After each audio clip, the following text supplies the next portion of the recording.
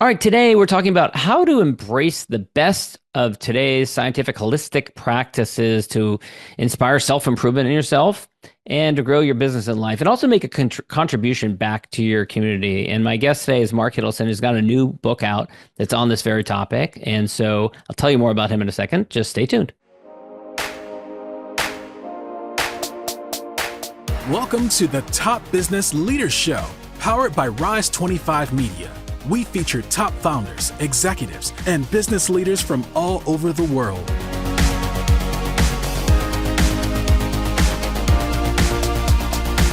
All right, welcome everyone. John Corkin here. I am the host of this show, and each week I get to talk to smart CEOs, founders, and entrepreneurs from all kinds of different companies. If you check out the archives, we've got Netflix and Grubhub, Redfin, Gusto, Kinko's, lots of great episodes. Check those out. And of course, this episode brought to you by Rise 25, where we help B2B businesses to get clients, referrals, and strategic partnerships with done-for-you podcasts and content marketing. And Mark, I know for you that you would agree with me when I say that relationships are really mean so much in business. And, for me, as for you, we'll get into this conversation, having the ability to have a tool, which is a podcast, to take people like yourself, highlight them, focus on them, shine a spotlight on something interesting that they're doing in their career, and then broadcast it to the world has meant so much for me. And so many great relationships have come from that. So such a pleasure to have you here today. And if anyone wants to learn more about what we do, you can go to rise25.com or email support@rise25.com. All right, before we get started, first of all, shout out Srini Rao, who's the host of the Unmistakable Creative podcast. And guess what? Even before that, which is what he's most known for now, Blogcast FM. When I was listening to podcasts back in 2006, 2007, 2008 timeframe, he had this podcast that was like the audio version of a blog. That's the only way you could describe it. And he interviewed interesting people, and it inspired me to go into doing a podcast. And then one day, actually, it was my friend Matt Monroe, who also knew Srini, who recommended me to Srini. And it was like a dream come true, having known of him, admired him, respected him, to be a guest on his show. But now you and I connected through that, because then you heard that episode and reached out to me. And now we've done so much together. So such great things come from all of that. But Mark, you're the owner of Specialized Storage Solutions. It's a company that you started in 2004. You worked in the heart of Napa Valley, beautiful wine country, helping wine industry companies and other types of companies with their storage, racking, and warehouse solutions. You also have a master's degree in holistic health education, and you are the host of the Tao of Pizza podcast and a new book by the same name, which is what we're going to be focusing on here today. So I'm excited about that. But Mark, first, let's start with, what were you like as a kid? Were you like a hustler running around and doing lemonade stands and paper routes and selling gum at school and getting busted by your teacher? What was the young Mark Hiddleson like? I love that question. It's going to be hard for me to keep a straight face, but first of all, thank you for having me. Thank you for sharing the story, how we met. We did meet through a podcast, and it has been an amazing journey.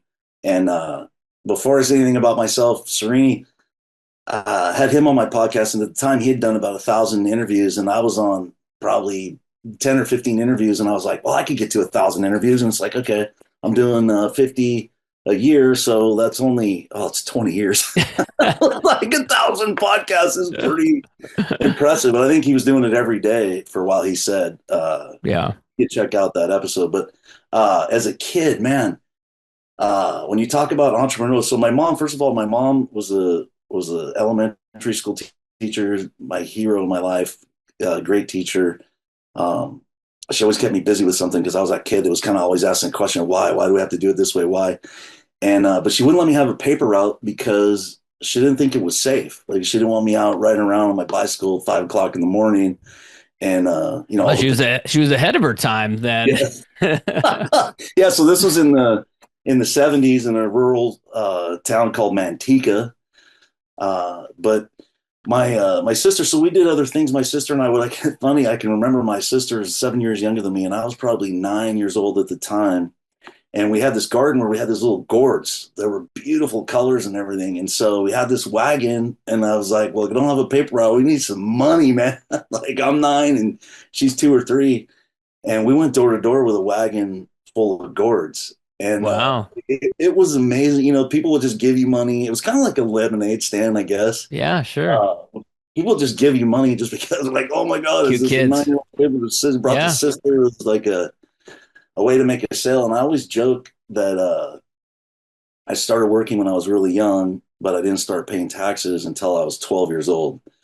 And so one of my favorite stories is, you know, again, couldn't get a paper route, but there was a bakery in the town I grew up in that had a dishwashing shift from like 6 in the morning till 8. And Mm. school started at like 8:15. So I was 12, I got a work permit, did everything official. And I think I was making like $2.65 an hour, you know, working 2 hours a day. And I get my check and it had taxes taken out. So now, Uh-huh. you know, I'm 10 years away from being 65. So they start sending you your reports from Social Security. And like there's these entries like in 1982, Mm. I paid like $17 in taxes. And I've just always, you know, I've sold walnuts, cracked walnuts on the ground and gone door to door. So yeah, uh, So always a you hustle. found a way, even though your mom wouldn't allow you, wasn't safe in rural Manteca to go door to door with the paper route. Yeah. Um, that's fascinating. Thanks for your background there. And you started Socialized Storage Solution about 20 years ago. What inspired that? Were you doing something similar and decided going on your own? Because what you do is very specialized. By the way, you build these massive, like if you've ever been to a Costco or something like that, these massive racks that, frankly, like if they fail, like people could be killed. So there's a lot of consequences, but you build these massive racks inside of warehouses. Yeah. And in California, it's even more because of earthquakes. And Mm. so we're really involved in seismic design and even a lot of existing systems. Sometimes a client who goes into a warehouse and there's an existing rack system there, they'll bring us in to do it retroactively and say, is this system going to handle what they're putting on? And the project we just completed, the racks. So Home Depot racks are probably 16 feet tall, and the product is about 20. Same thing with Costco. We just finished a project where the rack is 42 feet tall, and there's a Wow. 6 foot pallet on top of that, and there's 7 or 8 pallets deep in a 0 degree freezer. So I Wow. tell you, Jeez. it is kind of a niche business. So now I forgot the question.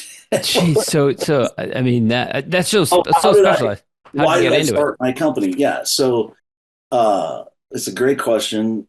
I was right out of college. I found this industry, material handling, and I just loved it because it was a connection between design, engineering, construction, and then there's a little bit of a sales part to it because you've got to communicate between engineers, manufacturers, and project manage and manage teams really well to be successful in it. So 8 years of working for a really good company with a really good boss. A lot of people, you know, a lot of times people would ask me if I was the owner of the company just because we all kind of operated in a way that we wanted to, you know, own results, own solutions, the way we dress, the way we managed our projects. And there was a niche that was developing in used equipment that our company I was working for, they didn't really want to pursue it. I came to them with an idea like, hey, we should start a division that's just strictly used and focus on the things that we're not doing, like mezzanines, pushback racking, some of these system type things. And they didn't want to do it. So it was a kind of, instead of complain about not being able to do what you want to do, go out and create it. And I had a lot of people at the time. I mean, the main thing, you know, there were several people that would call me because we had to have these corporate meetings on Tuesdays. And so they knew it'd be tough to get a hold of me because I'd be in a meeting from 7 o'clock to 9 o'clock in the morning, and then a meeting from 12 to 1. And he'd say, man, you got to write me a check for $800 right now. I'm like, Gilbert, what are you talking about? Because that's how much money you're wasting going to these meetings every Tuesday. It's like, Hmm. I can't get a hold of you. If you owned your own business, you know, that's another 800 So you bucks. had So clients that wanted more access to you, but because of this corporate system you were in, there were like constraints that prevented you from having the same level of access that you wanted with the clients. and even projects that we knew we were capable of doing. Yeah. We had the resources, the skill sets, the crews, and you know, we still did some of those projects, but we didn't really excel at it, or we didn't. Yeah. the right resources. So you saw an opportunity. And by the way, it's so funny, like, the way you described that this industry was so perfectly aligned for you. Working with engineers has an element of architecture and engineering, but you're not totally responsible for that. You work with others. You need to communicate, it has an element of sales. And, it's funny because you're fortunate that you found this industry because it's an unusual industry, right? Not everyone, it's not often you meet someone who's in this industry, right? But seems to match your personality perfectly, right? Matches what you're interested in. Yeah, it does. And the clients that I like to work with, a lot of our guys, they're running facilities. It's also even our clients. It's uh, a similar story because all the salespeople in third party warehouse is probably one of our biggest clients, which is that's a public warehouse or somebody who doesn't. They're not warehousing their own product, but they specialize. Warehousing is their core competency. So they might have 200 clients having anywhere from 1,000 to 20,000 pallets of products in their warehouse. And in order to be a good salesperson in that business, you have to be a really good operator. You have to know your numbers because what you're selling is really, I mean, selling logistics or warehousing, it's you have to know what your numbers are. If you're going to service your customer well, make good agreements. And so I love my clients kind of share a lot of the same values that I do, that partnership's important, good communication is important so that when we do a project, we're going to ask all the right questions. And even sometimes it's uncomfortable, or sometimes you have to ask a question 10 times and they're like, dude, you've asked me this 10 times. They're like, yeah, because it's a really big deal. Yeah, because So, I mean, you can't just like tear these things down overnight.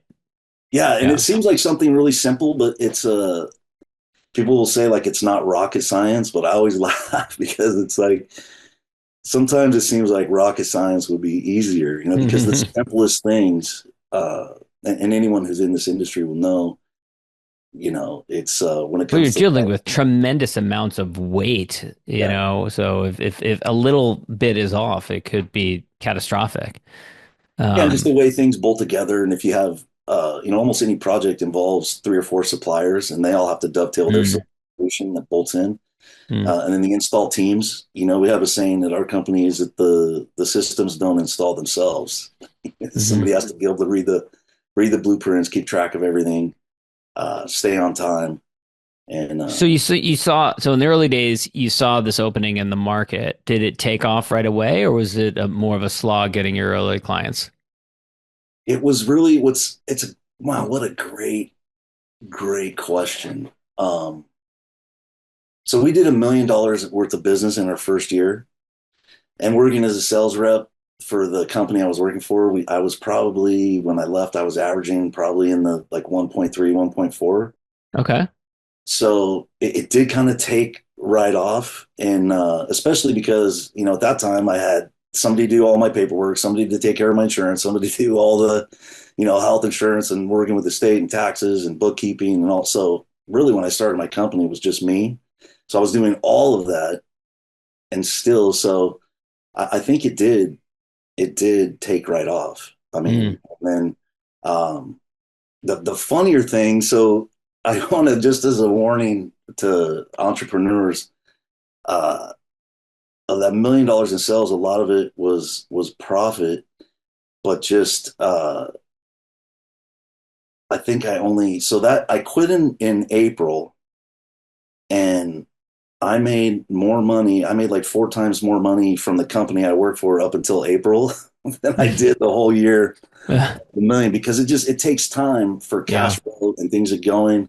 Yeah. A lot of the startup costs, and I really thought, the $1 million in sales that it would have resulted in quicker. So that's why I've had people ask me like, "How did you do it?" or "Weren't you afraid?" And like Yeah. the way it worked out, like if I would have known how it was going to work out, I probably wouldn't have started. I Yeah. mean, it turned Yeah. out okay, Right. But but sometimes it doesn't materialize as quickly as you would like. Yeah. Yeah. yeah, yeah. And luckily for me at that time, my wife was super supportive. That was the other thing when it was really we started the business. I mean, she had 100% support, and a lot of the times we had enough money, but she was a big part of the financial resources during that time because we went from making a lot of money working for someone else to now Right. starting our own business. We kind of have to wait for things. Right, right. So Or even, it could just be you have to wait for the money to come in. It's just, eventually it's going to be there. It might be the same, it might be higher, but if it doesn't come in a 6 month period, that's a big chunk of time to wait.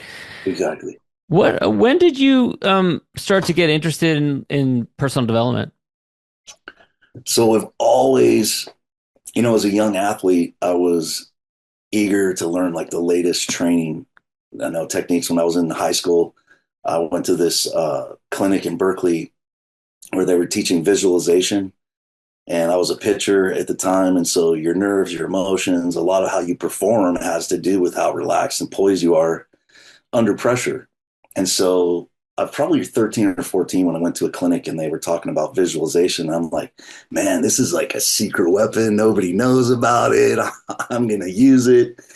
And it was just something that ever since then, I've been passionate about it. It's one of those things, once you get on the path kind of pulls you in, you become Hmm. part of the path. Uh, I got injured my senior year in high school. The other thing, I thought I was going to be a pro athlete. I just thought because I have the body, I What have the did you play? mindset. Baseball. Okay. I was a pitcher in baseball, and just because of my size and ability and work ethic, I thought I was just going to be probably just walk right in and be a pro. Because I was 13, 14, Yeah. 15, even when I was 18. And part of the challenge for me is, that invincibility things. I got injured my senior year. I was having a Yeah. lot of success. I was playing a lot of games. I was playing more games than I should have. It all just became about winning. So, anyways, I got injured. And when I hurt my rotator cuff, I kind of changed. I'm like, okay, I'm not going to be a pro athlete. What are my other skill Change your sets? self identity of who you are, right, as a person. Yeah. And Yeah. so it was at that point I was going to school in college and I'm like, how do I use the same mindset about training, development, getting better, learning, doing whatever extra to succeed. And so it's always just been kind of a passion. So it helped you to recover from that personal setback of this realization that you weren't going to be a professional athlete and you have to do something else with your life. Yeah, Yeah. absolutely. Yeah. Yeah. And then I know there also was a very instrumental 90-day coaching challenge that you discovered at some point that kind of had a cascade of different good effects from it. Talk a little bit about that. So I'd love to. And so the other thing, so the holistic health, the masters in holistic health happened in between that 90-day, so after getting a degree in holistic health education, uh, and then owning my business, here's another thing. I've always gone to outside resources to look for coaching and mentoring because when you own your own company, it's like, who's your boss? And everybody, to Right. me, it's good to have a boss. It's good to have mentors. It's good to have, uh, it's one of the great reasons I love connecting with you and Jeremy. You're my Yeah. boss in certain areas, or I'm Yeah. calling, like I sent you guys an email to ask permission to go to a conference the other day. It's like, hey, boss, can I get $3,500 to go to this thing? So you give some great. So I'll go for outside. So I did. Uh, I had an author who wrote a book called Strength for Life that I used to follow. He had an email every Monday that was called Start Strong Monday, and I Hmm. liked it because he's a bodybuilder and a weightlifter, but he was using strong in the word like a capital S strength, like not just physical strength, but start with a strong attitude, space, openness, but strength. And one of the emails was an invitation uh, to join this 90-day coaching challenge. And I loved a lot of the things about the email. He was talking about things I was passionate about, which involved uh, strength training was one of them, but it's looking at things through different, I think it's a superpower to be able to look at things from a different perspective. Hmm. And so I got involved in this 90-day coaching thing. And since his name's Sean Phillips, his book is called Strength for Life. It came out in like 2007, but Sean's a fitness guy. He's a nutrition guy. He's a bodybuilder. So just what ended up happening is it didn't start out this way, but after a couple of weeks of being, I was like, man, I feel like I'm in good shape, but I could be in way better shape. So I just kind of started changing my habits, reading, food journaling practice, and meeting once a week for like accountability meetings and how's this going in the rest of your life. And it was amazing because after 90 days, I did lose like, and I would have thought like, yeah, I'm in good shape. Like maybe I could lose 5 or 10 pounds. Like Yeah. I'm always staying active. But in 90 days, I lost 27 pounds. Wow. Uh, I was stronger than I was before because I was doing a lot of strength training and eating. And that didn't really start out as the goal, but it became the goal just because, like, if you hire a fitness coach, Right. it's like even if you're coaching something else, you're going to do a fitness challenge. But I realized all these other areas of my life. I mean, I was a better father. I was a better coach to, a lot of times I was coaching little league or basketball or flag football. And so it was just that transformation. It wasn't just a body transformation. It was like a full life transformation. And because I had more energy, things were better in my business. And, I was learning better communication skills and accountability. Somebody would ask me with a coach, well, like, how are you with accountability if you get an exercise or a practice? Like, what's your, and I'm like, I'm 100%. If I say I'm going to do something, and I don't know why, I might be a little bit overboard because people are like, oh, wow. And I'm like, yeah, if I'm going to make a commitment to somebody else and we both agree there's value here, I'm going to commit 100%. So what came out of that 90-day thing is like, what's next, right? Is Hmm. you just getting this to look good in your bathing suit, Hmm. which was the number one reason Yeah. since you're 18. It changes, when you're 18 to 28, you want to look good. And then from like 28 to 38, you want to stay in shape so you don't get hurt doing surfing or, playing softball or basketball. I used to play rec league basketball. Mm. I just wanted to be in good shape so I don't get hurt, right? Or I Yeah. can compete with these younger kids. Yeah. But it's like, what's the bigger connection? How do we connect the dots between these passions and your business and everything else, and kind of what's the next step? And the answer was to start a writing practice and publish a book eventually. Mm. Mm. And that And was so, about 8 or 9 years ago. Yeah. okay. Okay. And I guess that was interrupted a little bit with the podcast, which of course we worked together on that, helped you to get that started. It was you and I, we connected. You came to one of our events in San Diego a bunch of years ago, and then a number of years after that, you ended up starting the podcast. So that kind of it was one step along the way in building towards the book. Yeah, the podcast was a great what did you call Still, it? still is. Well, I mean, at the time, you said it slowed the book down. If anything, the podcast actually really was a big it was a bridge. I needed a bridge. I love Mm, bridges. It was a bridge because I was finding uh the writing. There's a lot of ironies about writing that, I started to write about something. I think I shared with you before on the call that the things I'm writing, like don't get too much in your head is mhm. one of the chapters, right? Yeah, But if you're writing, like all you're doing is you just in in your your head. head the whole time. Yeah, So, exactly. so it was just, there were a lot of things like that. And then how do you, describe some of these things that the relationships, like you brought up, like one of the most important, like my business, my business really is those relationships. It's not any racks or systems, or we have processes, we have all these things, we have a mission statement, but it's those relationships. And starting from a suggestion you made, and I forget if it was at the event in San Diego, but after the hot seats, and I love that was the first hot seats I ever did was in San Diego with you guys. Yeah. And I know why they call it a hot seat now is because your seat actually gets kind of hot It when is. you're doing Oh yeah. you're so Every, like, all man, these like, eyes are blazing on you and everything. Yeah. yeah, I'm like, why do they call it a hot seat? Well, I was new. Everybody else had a little more experience, and I was like, whoa, this seat is getting kind of hot here. Uh, but the podcast, it went from the executive breakfasts because one of the things I loved about that is because you asked me so all my values in my network, and there's people that I would love to introduce who I think should meet each other. But if Yeah. somebody's 2 hours away and everybody's Right. busy, and so how do you all get together? And so we found a way where I could meet with 6 or 7 of my clients, introduce people, and I mean the conversations we had. You're talking We about the talked executive breakfast now. about Tell breakfast. everyone how you structured these executive breakfasts because this is a really cool thing you did.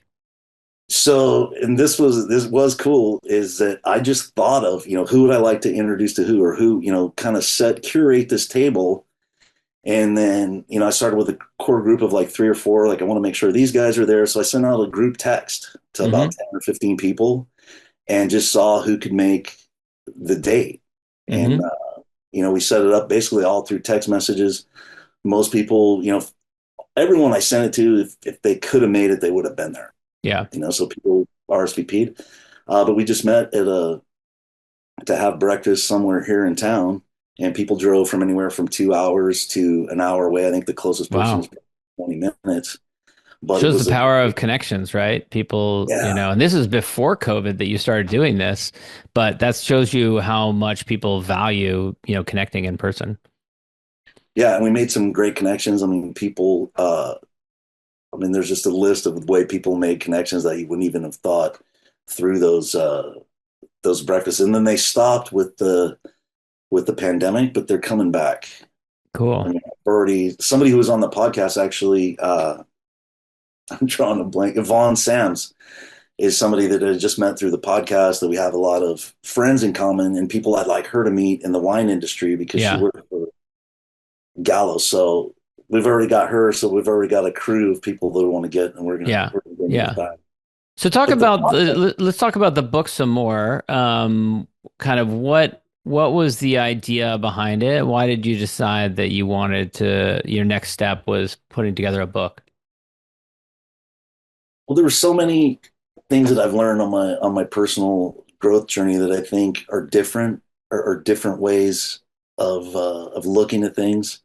And sometimes when I want to do a project, I look at like, what am I complaining about? And one of the things I complain about the personal growth or the spiritual space is things either seem to be like super overly scientific or super woo woo. Like if you look at somebody go meditation and go, oh, okay, I know what that is. That's something you do on weekend, or just you have all these things that come up in your mind. And I was just a little frustrated because it's not really like that. You don't have to sit on a pillow for 30 minutes a day to talk about meditation. So just a lot of practices, mindsets, and things that worked for me over the years in and just making better decisions, better health, having healthier relationship, self-awareness. Like one of the big things of personal growth is self-awareness, and I just thought there were a lot of misunderstandings, and so I wanted to kind of give a different view of what we mean by spiritual. It's not really different because a lot of the stuff has been studied for like thousands of years. That's the other thing that you know Socrates would have said. If people would figure out that really everything is connected to everything, then they would do right action. Like people just once they had all the facts, and he Hmm. was trying to explain that like no, everything is connected to everything. Well, now we have the science. We know that. We Hmm. know dump toxins in the lake that eventually they're going to end up in the soil and the food and everything else. But we're not acting like that's the case. And so I saw these disconnects between science and religion, and I think they're both important, and especially if you're talking about growth and spirituality. So my thing is instead of complaining, collaborate. So I started collaborating on writing the book, and I really wanted to share uh, the people, the mentors, the success stories of the relationships that made a big difference in my life, and put it in a book. So there were organizations like the Warehouse Education and Research Council. I was on the board. I was really too young to be on a board. I looking back on, I was like, I was 32 years old, and I was on this board. I kind of just had an opportunity in my lap, but those guys just took me under their wing, Hmm. and by volunteering and showing up and serving a community, you look at it like, well, I'm on the board. It doesn't mean like you're the big shot that gets to sit there in the chair. You're on the board. It Yeah. means You you're printing gotta out, work. you're handing out name tags. You're doing Yeah. registration. You're taking the Yeah. track. You're working with the caterer to make sure the food's on time, and you're going 15 minutes. So I just learned so much about service and professionalism, and those guys, that they were like you and Jeremy. I Mm, could call them anytime and say, hey, this is a question. It's not like that's their job to yeah. babysit Mark Hiddleson, but they amazed how many people would take the time. Uh, there's one great story. The president, the national president of work, there was a event one time we went to, and Emmett Smith was the keynote. And because I'd been on a council for so long and I'd volunteered, like I had a little bit of juice card with Mike McKicka. And I said, hey, I know this is a long shot, but is there any way I can get set at the table where Emmett Smith is going to be? Because all the board members and everything were kind of in a different area, Yeah. but there's probably like 10 tables, and one of them, Emmett's going to be there, and I was going to be close. And he was like, man, he goes, I don't know. He goes, they have some rules. Like you can't ask for autographs or anything like that. He goes, I'm going to see what I can do. I can't make you any promises. Well, Michael got me a seat right next to Emmett. Wow. And so it was, I mean, that's like a personal success story. But the business, it's like amazing the amount of connections you make. And when it's kind of a hack, the service is a hack. The other thing, at those conferences, I would volunteer for the registration. Like somebody has to go there and get people signed up, make sure they have a bag, give them their drink tickets and all that. And I always did that. And I started out thinking, hey, I'm doing this great thing to help out and everything. But when you're doing registration, you meet every single person. Yeah. I actually love that. And I you're actually reading, love like, doing you're going to read their registration. Yeah. bio Yeah. before you Yeah. get their thing. And they're like, To hey, meet everyone coming in, and they're all nice to you because they want to be let in, you know? and you're Yeah. the one giving out the drink tickets. So Oh I was yeah. like, Yeah, too. I Yeah. was like, Yeah. I did this to be a nice guy. Yeah. So that's my joke with my team right now, because so many things like that just work when you're Yeah. trying to do. I've had so many things where I was trying to do the right thing, but then I end up getting this reward that was like 10 times Yeah. better You than know, I talk thought. about in the book, you've got a chapter in there, chapter 5, economic lens, putting the eco back in economics. And for a book that is, primarily about spiritual growth, personal development, it's interesting that you bring the economic piece into there. So talk a little bit about how that relates. So yeah, so many great questions. You've been doing this for 15 years. Thank you. I love that. So first of all, it's number 5. It's chapter 5. So it's, probably when I got into this industry, it would have been chapter 1. Like first you got to make philosophy is nice, but you got to eat.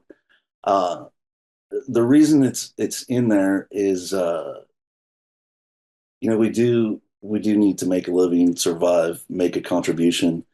And I think a business should be something that impacts the whole community. I mean, it's not this, obviously we need to make money, but what's the bigger picture? How do we fit into the bigger picture?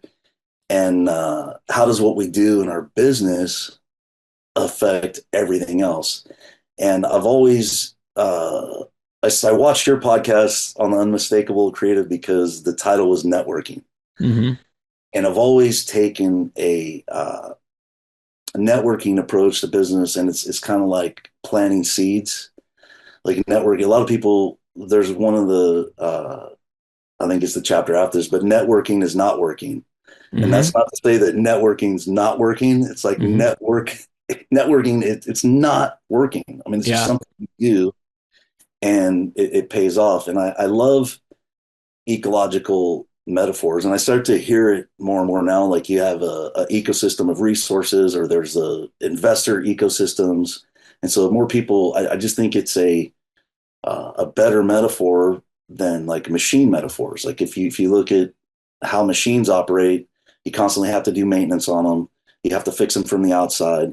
But if you look at an ecosystem, ecosystems adjust and do things on their own, and connect in ways that, you know they take things kind of take care of themselves. And there's just a lot. And then I also think there's the thing about our businesses should honor, the actual ecosystem. It's part of it too. uh, Yeah. just the way things work together in an ecosystem. Like if you think of a garden or a farm, or anything like a river. If you think Hmm. of our businesses like uh, a Part of the river. larger world around it. Exactly. Yeah. Well, Mark, I know we're almost out of time, so I'll wrap up. I didn't prepare you beforehand with this question, which I usually tell my guests beforehand, and I realized that I didn't, but I have a feeling that you'll be okay with this question. So, I'm a big fan of gratitude. I'm a big fan of, one, expressing gratitude, and two, giving my guests an opportunity to express gratitude, particularly for any peers or contemporaries or mentors who've been there with you through your journey. And you've already mentioned the names of some people, so you're welcome to mention them again, or if you have any specific stories about, peers or contemporaries who've been there during your journey, and particularly ones that are still there with you. So who are the mentors that I'm grateful for? You They're mentioned Sean Phillips was one. yeah, Yeah, Srini Rao's name came up. Tim Ferriss, who we mentioned. Those are a yeah. couple of names that come to So, mind. so Vicky Dello Joyo has been a coach and mentor of mine for years. I met her at grad school more than 20 years ago. Sal Fatine is amazing. He owns the company that does all of our engineering for our projects. Hmm. But he's one of those people that really, there's a story. I met Sal because he was an industry hotshot. This was 30 years ago. So it was funny. At that time, Sal had 25 years in the business. And now I was thinking, I'm like, I have as much experience as Sal did. Yeah. But I had to meet because he was kind of more than just an engineer. He's been involved in writing a lot of codes. But he was just I had to meet this guy. And a friend of mine, I asked him to introduce me or get invited to one of the events that he does. And the guy said, well, this is not it's not a business thing. I'm like, I got to meet him. I got to meet him. So he said, okay, look, I'll make we'll do a personal trip. We'll just go on. We went to the jazz festival in Catalina, and I made friends with Sal, and we've done business together. And I thought I needed this great business contact, and it has been, but I'm kind of embarrassed that I was going for the business, because our relationship has been so much more. I mean, he's been, like a father, an uncle. You learn things about what's important in life, family, values. And so everything's not about business, is about kind of creating this bigger family, back to kind of the ecosystem, like we're all connected to each other. Mm. Ron Mikas has passed away several years ago. He was instrumental. He told me, he was the reason I started my business. I didn't tell this. It's one of my favorite stories. He goes, Hiddleson, grow a pair of balls, take a second on your house, and start your own company. That was the way he used to talk to people. And, I was used to that growing up in the Central Valley. And I just remember thinking, well, I have balls. And I was like, I'd have to ask my wife to get a second on the I did. And so my wife said, well, who is this guy? Because I told my wife, she goes, who is this guy? And we went down to Palm Springs, had dinner with he and his wife, and she shook her head and she's like, okay, he's a good guy. So. Mark, this has been great. The Tao of Pizza, the practice of being a path to peace and prosperity for business people and students of life is the name of the book. Where can people go to learn more about you, Mark? Great question. So specialracks.com is the business website, and then daoofpizza.com is the book website. And I'm on LinkedIn, and you can check out the podcast. But I'd love to connect on LinkedIn, really, with anyone who hears the show and wants to learn more or connect. All right, thank you, John. This has been fantastic. I really appreciate you. You've been a great resource for our business. This has been a lot of fun, and thank you. Thank you for being a great partner, great friend. Thank you, Mark. Thank you. Thanks for listening to the Top Business Leaders Show, powered by Rise 25. Visit rise25.com to check out more episodes of the show and to learn more about how you can start your own podcast.